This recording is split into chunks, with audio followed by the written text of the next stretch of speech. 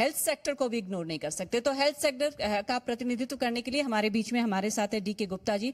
बहुत बहुत स्वागत है आपको। और अब मेरा सवाल ये है कि अगर हेल्थ सेक्टर की मैं बात करूं तो इसकी क्या भूमिका आप देख सकते हैं? जो विजन है हमारा यूपी सरकार को लेकर या हम देश को लेकर जो विजन है मोदी सरकार का, इसको साकार करने में हेल्थ सेक्टर में आपके डिपार्टमेंट की भूमिका को किस तरह से देखते हैं?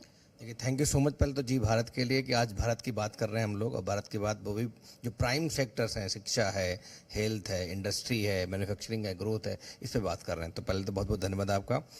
जो बात करते हैं 10 साल पहले की, अगर पूरे भारत की बात करें और मैं सेंटर में यूपी को रखूंगा, तो पहले हम लोग GDP का जो खर्च करते थे हेल्थ सेक्टर पे सिर्फ 1% खर्च करते थे। पूरे 70-80 साल तक ऐसे चल रहा था। और लोगों को अपने इलाज कराने के लिए घर बेचकर, जेवर गिरवी रख के, उधार लेके, लोन लेके इलाज कराना पड़ता था और उसके बाद भी वो ठीक नहीं हो पाते थे। बिल्कुल, ये आज बदहाली का की डाटा तस्वीरें देखेंगे, याद है अगर हम आज सभी का को। किसी ने अखबार पढ़ा है तो आज देखा डाटा जो देखा गया है कि 10-12 साल में जो 62% लोग आउट ऑफ पॉकेट एक्सपेंस करते थे अपना इलाज कराने के लिए। आउट ऑफ पॉकेट एक्सपेंस का मतलब होता है कि अपने जेब से खर्च करना। वो कहाँ से आता था? बेचारे अफोर्ड नहीं कर पाते तो लोन लेते थे, घर बेचते थे, जेवर बेचते थे और फिर इलाज कराते थे। आज वो 40% सिर्फ रह गया है। मतलब वो है ग्रोथ। पहले वो 80-90% तक होता था आज़ादी के बाद। तो कहीं ना कहीं ग्रोथ बहुत अच्छी हो रही है। जो GDP का हम 1% खर्च कर रहे थे, आज हम लोग 2.5% खर्च कर रहे हैं। सिर्फ 10 साल में 1% से 2.5% करना ये छोटी बात ये वाकई उपलब्धि है। बहुत बहुत तालियां हो जाए इस चीज के लिए। अगर हम बात करते हैं उत्तर प्रदेश की, तो हम सब ने कोविड का महाविकराल रूप देखा है और शायद उत्तर प्रदेश पूरे भारतवर्ष में नंबर 1 था और पूरे विश्व में कहीं ना कहीं जो डेथ रेट, मृत्यु दर था हमारे कोविड से, वो लोएस्ट था, पूरी दुनिया में था। तो उत्तर प्रदेश ने पूरे देश को आईना दिखाया, पूरे विश्व को आईना दिखाया कि कैसे हम पेंडेमिक को कंट्रोल कर सकते हैं, कैसे हम मॉर्बिडिटी को कम कर सकते हैं, कैसे मोर्टलिटी को कम कर सकते हैं, और कैसे, जबकि इंफ्रास्ट्रक्चर हमारा बहुत स्ट्रांग नहीं है। अगर हम बात करें, अभी भी हमारी 60 से 65% जनता गांव में रहती है और जो 30 से 35% जनता है शहरों में रहती है। और हमारा जो हेल्थ केयर का इंफ्रास्ट्रक्चर है अभी भी जो लिमिटेड है, वो मैक्सिमम बड़े शहरों में ही है, अभी छोटे शहरों में नहीं। बट सरकार ने क्या किया? सरकार ने प्राइमरी हेल्थ केयर सिस्टम को मजबूत करने की कोशिश करी, एम्बुलेंस सर्विसेज को मजबूत करने की कोशिश करी, टेलीमेडिसिन मतलब टेक्नोलॉजी को उसने अडॉप्ट किया, टेक्नोलॉजी को एनेबल किया।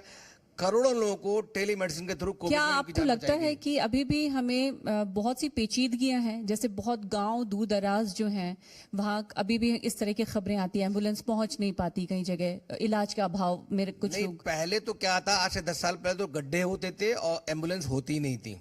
तो लोग डिलीवरी अपनी गाड़ी में, कार में, ट्रैक्टर में, ट्रॉली में लेके आते थे, रास्ते में डिलीवरी हो जाती थी, रास्ते में लोगों की डेथ हो जाती थी, अस्पताल पहुंच ही नहीं पाते थे। अब सड़कें अच्छी हो गई हैं, कनेक्टिविटी अच्छी हो गई है, डिस्ट्रिक्ट हॉस्पिटल अपग्रेड कर दिए गए मेडिकल कॉलेज में। पता है आपको, मतलब वहाँ की क्वालिटी ऑफ केयर हेल्थ की बहुत इंप्रूव कर गई है। जो CHC थे, जो कम्युनिटी सेंटर्स थे, वो इंप्रूव कर, प्राइमरी हेल्थ केयर सर्विस में डॉक्टर पहले जाते ही नहीं थे, बायोमेट्रिक सिस्टम लग गया, कंपलसरी करके पहुंचाना कर दिया। वहाँ पे दवाइयाँ अवेलेबल नहीं होती थी, सिर्फ जनरल दवाइयाँ होती थी, पैरासीटामोल जैसी, डॉक्टर्स के पास ऑप्शन ही नहीं थे। अब दवाइयों की इन्वेंट्री इंप्रूव कर दी गई है, इक्विपमेंट्स अच्छे हो गए हैं, और जो वहाँ पे टेक्नोलॉजी इनेबल की गई, बहुत इंपॉर्टेंट है कि अगर हमारे देश में हेल्थ केयर को एक्सेसिबल करना है लास्ट एरिया तक जहां हमने होता है, तो वहां पे लोगों ने ड्रोन से वैक्सीनेशन को पहुंचाया गया। आपने देखा होगा जहां पे वैक्सीन नहीं पहुंच सकते थे, तो उसके लिए टेली कंसल्टेशन, वीडियो कंसल्टेशन, जो IoT डिवाइस होती है, इंटरनेट ऑफ जो सर्विसेज होती हैं, वो डिवाइसेस को लगाया गया, जिससे आप, जैसे मैं डॉक्टर यहाँ बैठा हूँ नोएडा में, डॉक्टर बैठ के, और छोटे से गाँव में जाके वहाँ पे एक छोटा सा इंस्टीट्यूट लग जाएगा, टेलीविजन लग जाएगा और कुछ इक्विपमेंट लग जाएंगे, उससे वहाँ के पेशेंट की हार्ट बीट सुन सकता है, उसकी सांस की जो ब्रीदिंग है उसको ऑस्कल्टेट कर सकता है, और उसके बेस पे उसकी हिस्ट्री लेके एग्जामिनेशन करके वहाँ पे बेसिक टेस्ट सारे हो सकते हैं, उनकी तुरंत रिपोर्ट आ जाएगी। हेल्थ ATM लगा दिए गए, सो दैट कि हम उन लोगों को सर्विस कर सकें और उनको सपोर्ट कर सकें, उनकी हेल्थ केयर नीड्स को फुलफिल कर सकें, ना कि उनको ट्रेवल करना पड़े, ना कि उनको डॉक्टर के पास लाइन लगानी पड़े। तो ये सब चीज़ें अंडर वन रूफ आ गई हैं। और दूसरी बात, और सरकार ने मेडिकल एजुकेशन पे बहुत फोकस किया है। जो सबसे बड़ा चैलेंज होता है किसी हॉस्पिटल को डेवलप करने में, एक तो कैपेक्स, मतलब जमीन चाहिए होती है महंगी, साथ में बिल्डिंग बनानी पड़ती है और प्लांट एंड मशीनरी इक्विपमेंट लगाना पड़ता है। वो फिर भी इंडस्ट्रियलिस्ट लोग, हम लोग मिलकर कर लेते हैं। कहीं ना कहीं अस्पताल को चलाने के लिए खासकर छोटे शहरों में मैन पावर नहीं मिलती, स्किल्ड डॉक्टर्स नहीं मिलते हैं, नर्स नहीं मिलती, टेक्नीशियन नहीं मिलते हैं और रेडियोलॉजिस्ट नहीं मिलते हैं। तो ये सब कहीं ना कहीं बहुत अभाव था इनका। सिर्फ 7-8 मेडिकल कॉलेज होते थे आज से 10 साल पहले, आज नंबर 30-32 से ऊपर पहुंच गया है। जो MBBS की जो सीट्स थी वो हजारों में पहुंच गई, पहले सैकड़ों में होती थी, अब हजारों में पहुंच गई। नर्सिंग कॉलेज की लाइन लग गई हर शहर के अंदर। यानी nursing colleges युवाओं खुल गए। को रोजगार के अगर पॉइंट ऑफ व्यू से भी हम कहें तो हेल्थ सेक्टर ने उन्हें भी बहुत से अवसर दिए, बहुत से युवा भी हमारे साथ मौजूद हैं। प्रोमिनेंट हेल्थ केयर सेक्टर है जो रोजगार दे रहा है। 5 सेक्टर्स के अंदर आते हैं जो हम रोजगार देने में भी, पूरे भारतवर्ष में भी, उत्तर प्रदेश में भी।